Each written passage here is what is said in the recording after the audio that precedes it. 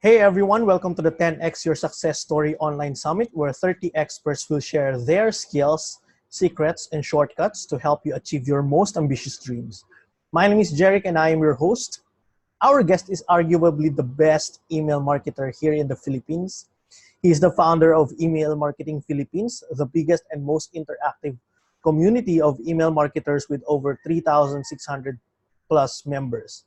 He is also the founder of and CEO of Digital Solopreneur, an internet marketing company focusing on helping people make money by writing emails that sell.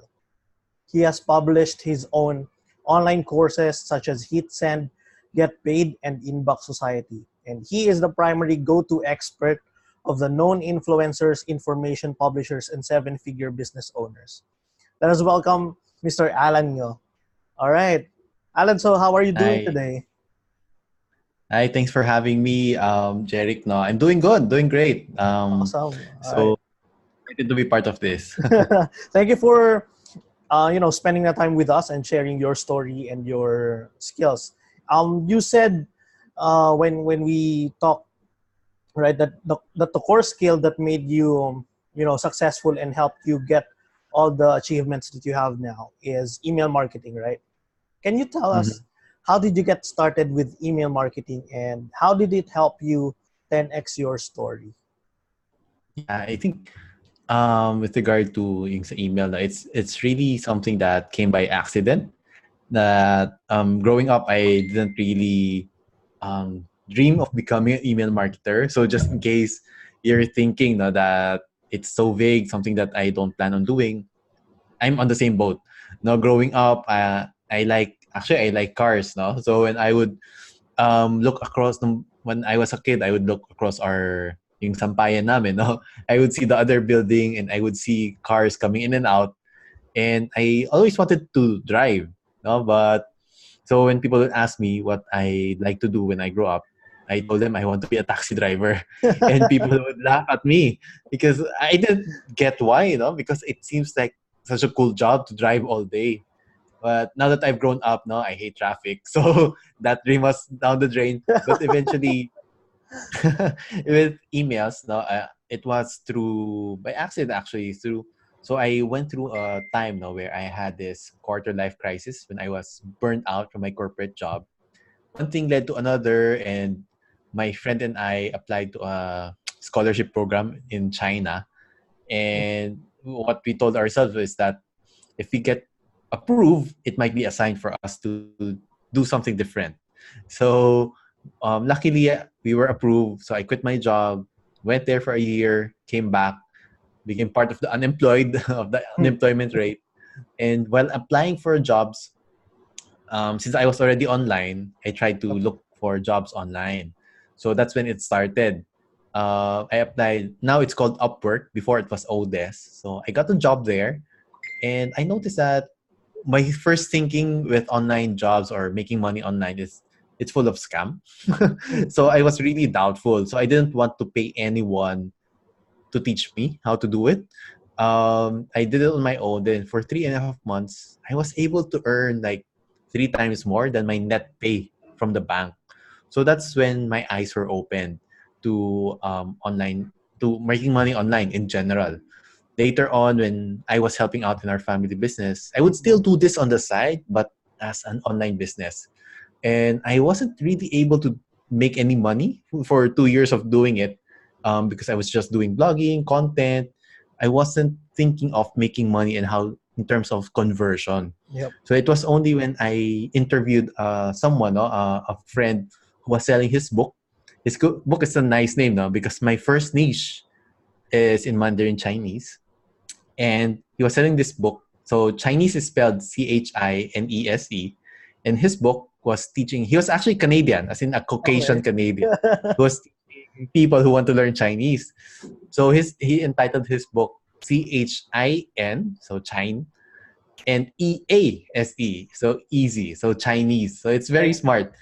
Yes. Well, so I promoted his book, and lo and behold, because I sent an email, so I think that was a Saturday night.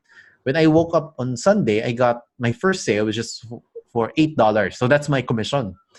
So I was really surprised because I just sent out an email. It wasn't really even a hard sale.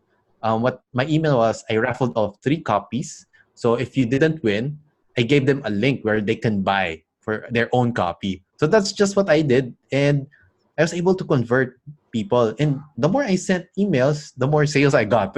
So basically, when I was computing my time, since I was doing this as a sideline, it seems like email is the activity that gives you the best ROI. Mm-hmm. So that eventually was my launching point towards doing affiliate marketing and now sharing my knowledge in this craft through to my students. All right. So you said that, I mean, I couldn't even imagine the first time that you have a sale, right? It's like that light bulb that goes on in your mind, It's like right? winning a lotto. Right, right. It's like finding a gold mine and winning a lotto, because Right. you suddenly realize that there's potential in earning online, right? Mhm. If you do it correctly, right? Yes, yes. So thank you for sharing that story with us, Coach. I didn't know that you started also with Upwork. Well, it Mhm. was named Odesk. Can you like share to us what were your first online jobs and It what? was actually Go ahead. it was actually just one. It was All right. because I finished accountancy, Mm-hmm. so I applied to jobs that were looking for like CPA level like qualifications. Oh. But eventually, the job I ended up wasn't related to accounting. It was more of research. So I think the CPA level qualification was just to make you understand, to read some of the like how big a company is, but it doesn't really have to do with numbers. Um, so it was just basically that, doing research. What that company did was they're actually looking for smaller companies in Europe, and my task was get the contact those companies, the small size companies, get the contact details of those companies, and that's it. It's actually fairly straightforward. Yeah. I was paid by the hour then, so yeah, so that's basically what I did. How long was that? It went for around 3.5 months. I think it was around October, and it ended around mid-January or early Feb. All right, and that gave you the the realization that online marketing and online business is not a scam. Right. And I guess if you think about it, if I were earning like 3 times more from my net pay, so working those 3 to 4 months, it means I was able to earn what I would have earned in my old job for a year. So Oh, in 4 months, I was able to earn what I would have earned in a year. So that was really an eye-opening experience for me. all right. Thank you for sharing with us your story and how you started with this skill, which is email marketing. And with all the experiences that you have now, do you have other experiences that you wanna have or experience? You mean new things that I want to Yep. explore? Like, what's your vision of the next 5 years? Ah, I see. Yeah, I think I tend to not look at things that long because things change pretty quickly, especially if you're Right. doing this online. So I think the main thing we need to focus on is really being adaptable, Mm-hmm. and I guess being part of communities that can talk about this stuff, because oh, things can change quickly with internet, and I think even bigger companies tend to not look 20 years ahead because they are not even sure what will happen. I think the main focus for me is just focus on a skill that won't go away for like 5, 10, 15 years down the road, because like I'm doing email marketing, but the core skill related to that is really copywriting, Right. persuasion, which really wouldn't go away. So just in case, knock on wood, that, for example, there's one day that email will not be available anymore, the skills like persuasion, copywriting is still there, and I can adapt that to doing sales copy, sales page, Facebook ads, or even if Facebook isn't there anymore, whatever form of advertising is working at that time. So Mm-hmm. I think that's one important thing to keep in mind, like focusing on that core skill that you can take for a long time and being adaptable. So yeah, I guess in terms of where we're headed, I'm not sure if I'm the authority to talk about that, but that's basically the mindset I approach the future with. Okay, I actually agree with you focusing on a skill and being adaptable instead of thinking and trying to plan and not um, doing anything. Because basically a lot of people are good in planning but they don't do anything. That's why they don't achieve anything in the internet marketing and online business space. So Mhm. I really agree with that adaptable. I'm just curious what drives you in achieving your dreams, right? In this business.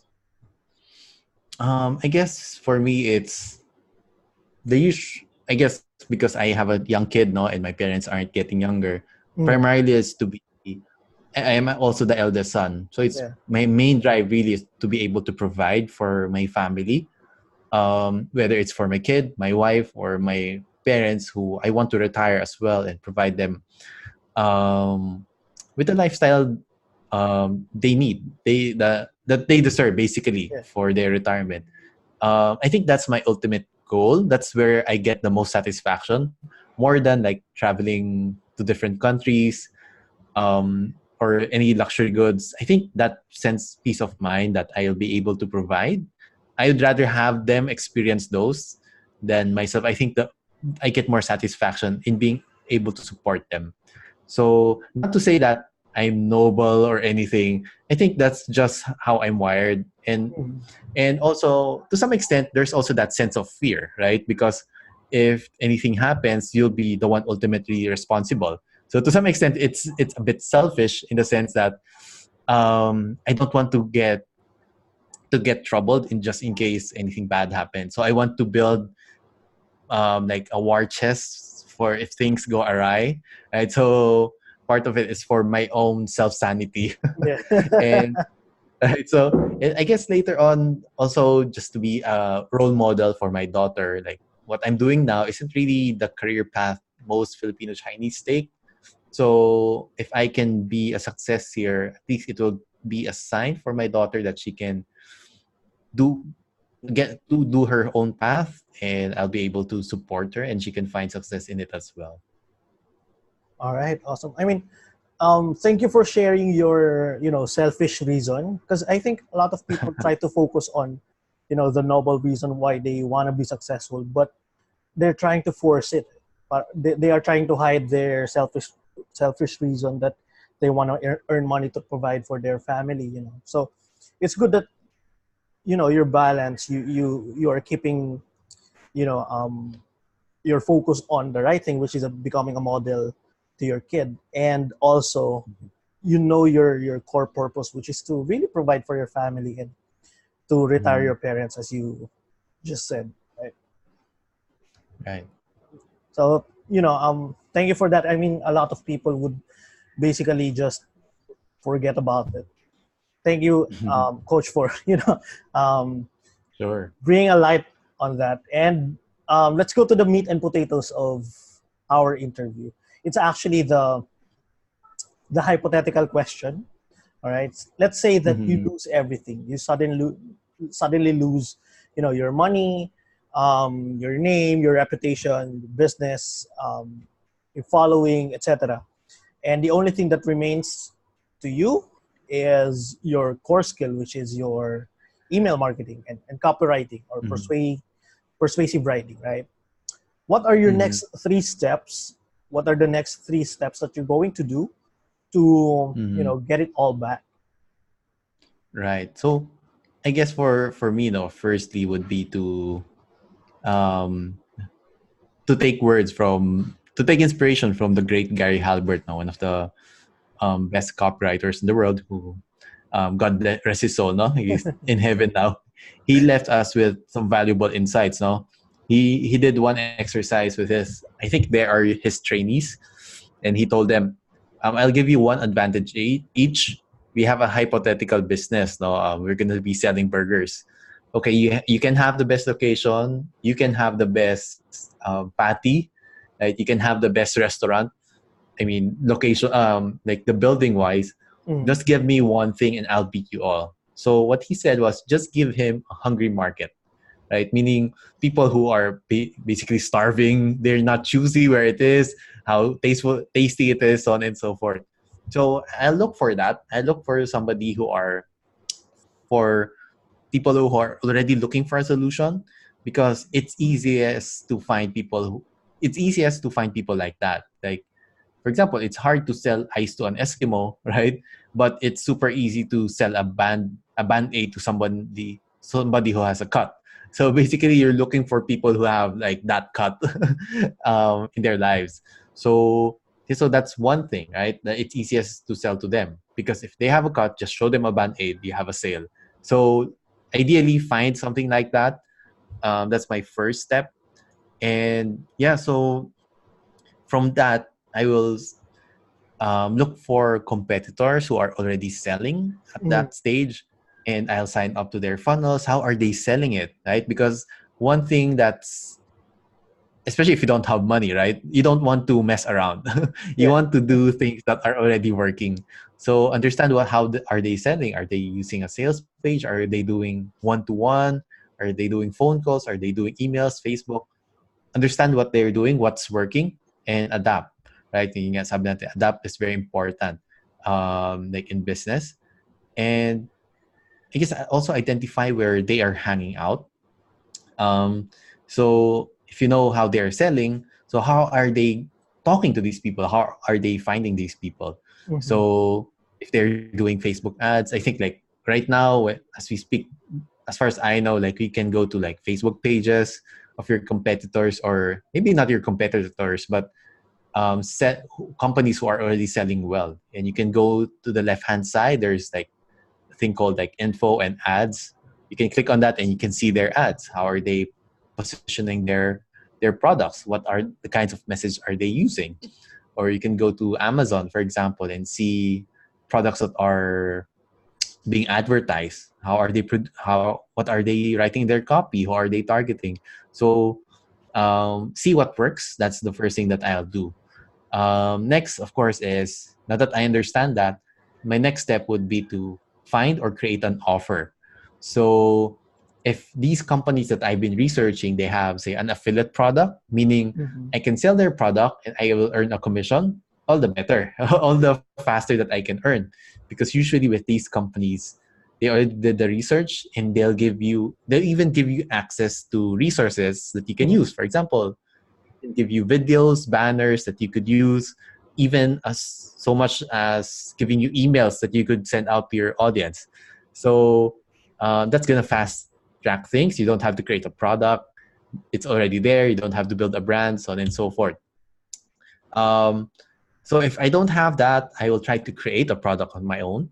Mhm. Ideally, a digital product, so like a PDF, maybe even a call like this. For example, I can interview experts and I could package them into a digital product. So that's something I can do if I'm not the expert per se in that Mhm. market.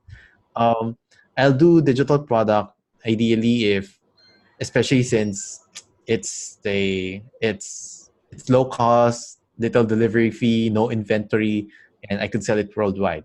Right. And ideally if I can pre-sell it, like I can sell the idea before creating the product, all the better, so that I'm sure people are willing to pay for it. It's hard because if you spend so much time creating a product and nobody buys from you, all the more you're gonna go hungry. Right. So if you can sell the product maybe with a partner or in your own Facebook group, for example, then you can get money up front, then produce the product. So speaking of platforms, that would be my third step. So if I have an offer, I have my funnel, basically how to sell it.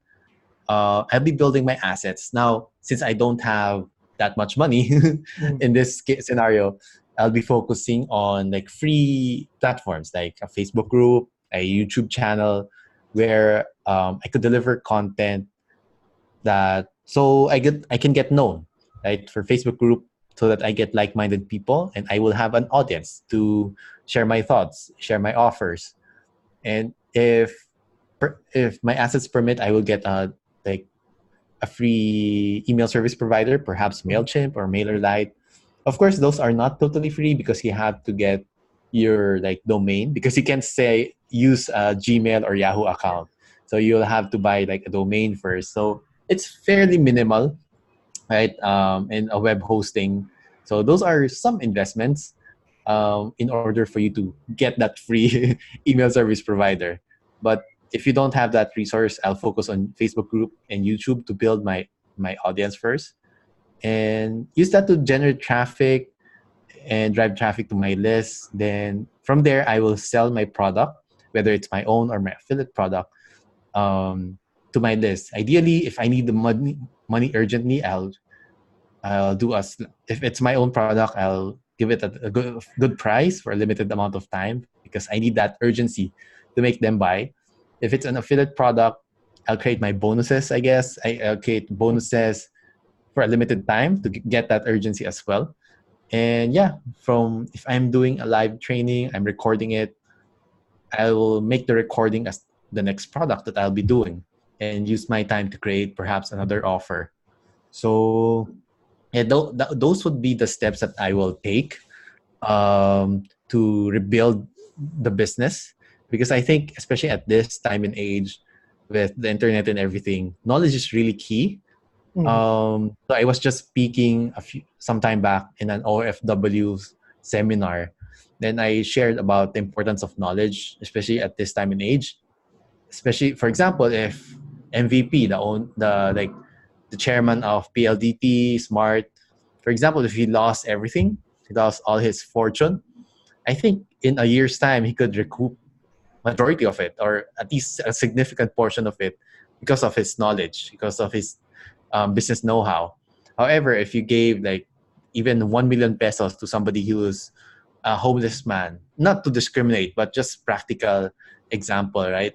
If you give them 1 million pesos, 10 million pesos, chances are without the knowledge of properly handling that money, he or she will revert back to where he is.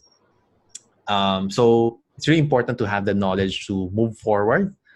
And basically, people will pay for that knowledge. And it's a good chance for you to be part of the information product business, because people are valuing information and knowledge that much more.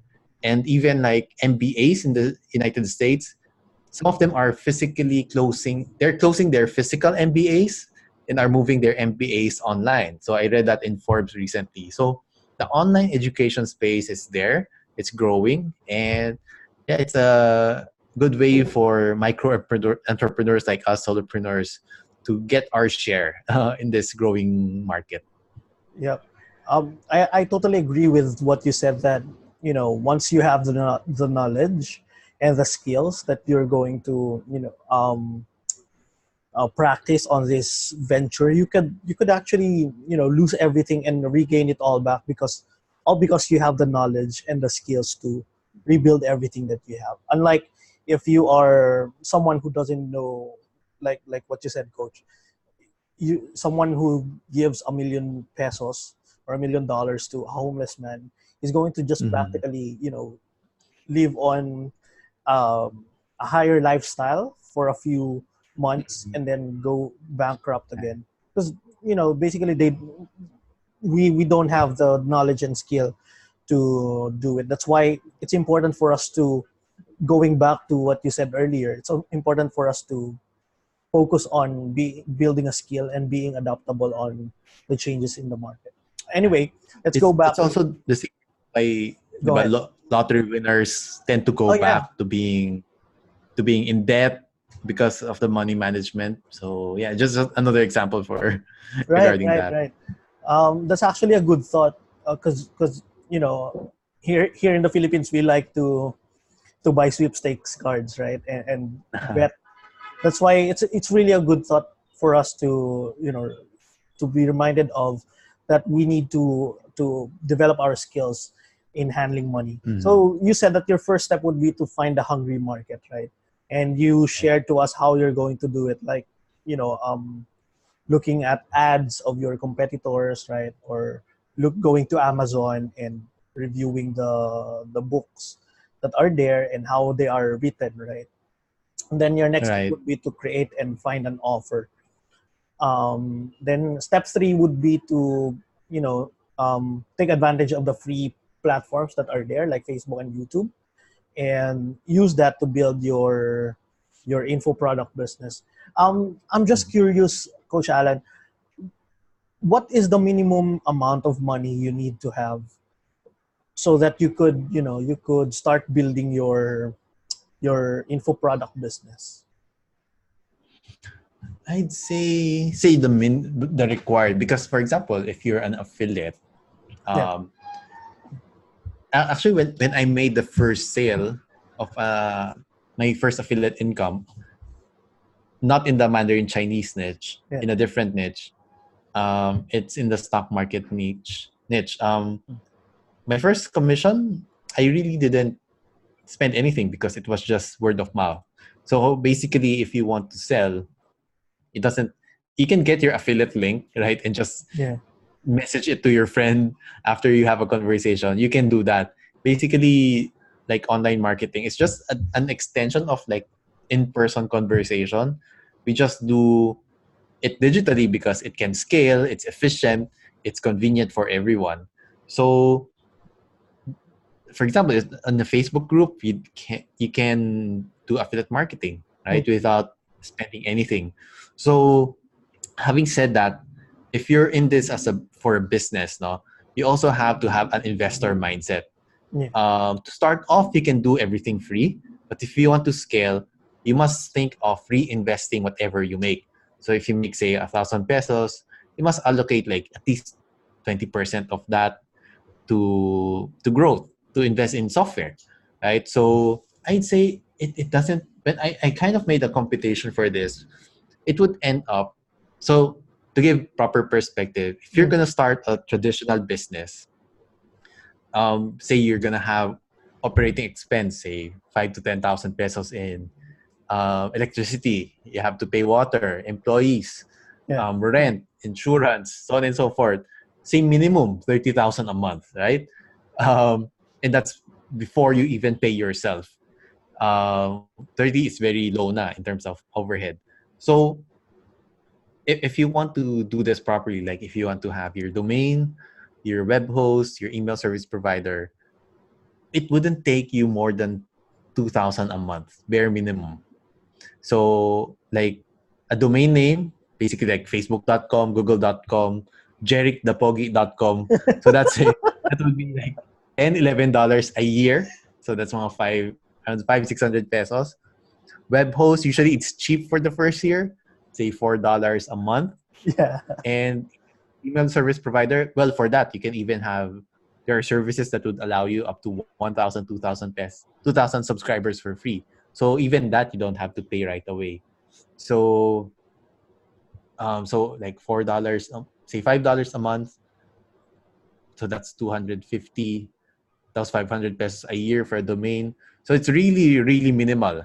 mm, If you want to have a paid email service provider, it could start at say $10 a month, 500. So I think bare minimum, it would cost you like less than 2,000 a month to start. So to put that in perspective, compared to a traditional business, it's miles apart. Of course. So yeah, I think if you have that, you can get started. And I would even advise people not to invest even that little amount right away. Maybe mm, you do the first steps first, the hungry market, the research, and all that before you invest. yeah, Even if it's such a small amount, do those first, because it's really the hard work that will generate the value. Because everyone can buy a domain, everyone can buy a web host, mhm, and an email service provider. It's really the work behind the scenes that will add value to it. So there's no value to jerikthepogi.com if you don't put content in it, if you don't research what people want to read. Right? right, So that's the valuable part. That's where the money comes in. The these tools are really just like, think of it as like a microphone, where it will like um make your voice louder. Like it will reach more people. So if you don't do the hard work beforehand, you're just you're just emanating silence, right? So you're not magnifying anything. Yeah. But if you do the work beforehand, you do the funnels, you do the research, then you invest in these tools, it will magnify your message. So the one exception I would say is that you could invest, of course, in education, because there are a lot of free content out there, but of course some of them would be it's hard to have a Frankenstein approach where you learn here, you learn there, and not all of them might function. So if you have a trusted person or trusted company that you you you gravitate towards that person's message, the way they teach, it's Mhm. worth investing in that because it will save you a lot of time and hassle in the future. So that would be, I would say, one of the exceptions in terms of investing, right? You do the before you start investing in these tools. If you're gonna invest in something, it's more in terms of knowledge as well. Right. Awesome. Thank you for that. And boom, it's really value bumps after value bumps on this interview. But Coach Alan, I'm really interested in asking you, after all the things that you have accomplished in life, what's let's just say what's your contribution, or what contribution are you looking to give to the world, and how are you planning on achieving it? Yeah, good question. I actually haven't really thought a lot about that. My main thing really is when I work with my students, with the owners of my program, my main goal isn't necessarily to change the world, but at least to change their world, those who are in my sphere of influence, because I think those small wins, those individual wins, matter because we do share a common space, which is the earth, right? We share us, but everyone has their own world, right? We view Yeah. things differently. So I think in rather than thinking of changing the world as the place, as the physical location, I would want to change the world of individuals and how they approach it, how to make it better. So yeah, basically my big goal is really to have people have their to whenever somebody comes into contact with me, that they they go off as a better person, as a better professional, as a better marketer, because they came in contact with me. If that doesn't happen, at least they know that if that's not we're not a good match, at least they know that I give it a good try, an honest effort, and I'm not there to of course there's a lot of negative elements, there's a lot of people who may have different goals with you in terms of business, right? And sometimes not all are above board, so at least they know that I tried my best to help them. Ideally I want them to be better off, right? If we don't achieve that, at least they know that it was an honest relationship and something that we can still move on together in the future. So yeah, I guess that's my view on it. Changing their world individually rather than changing everyone's world. Right. Changing one person at a time. I mean, the worldview and the world of that one Mm, person at a time. Do you right. have any free contents for us to consume, Coach Alan? Right. So if you want to learn more about selling digital products, especially using emails, especially if you're an introvert, because that's one of the main reasons I got into emails, because it's introvert friendly. Okay, so you can visit my site digitalsolopreneur.com. I also have a YouTube channel. So that's um, the shortcut is digitalsolopreneur.com/YouTube. All right. And I do have a free course if you're interested with email marketing specifically. It's digitalsolopreneur.com/join EMCC. Well, EMCC is email marketing crash course. So it's that digitalsolopreneur.com/join EMCC. So that's it. All right. We're going to paste the link below the video. That's uh, digitalsolopreneur.com/join EMCC. Right. Thank you, Coach Alan, for spending the time with us, and have a great day. It was my pleasure. Thanks, Jeric. Bye bye.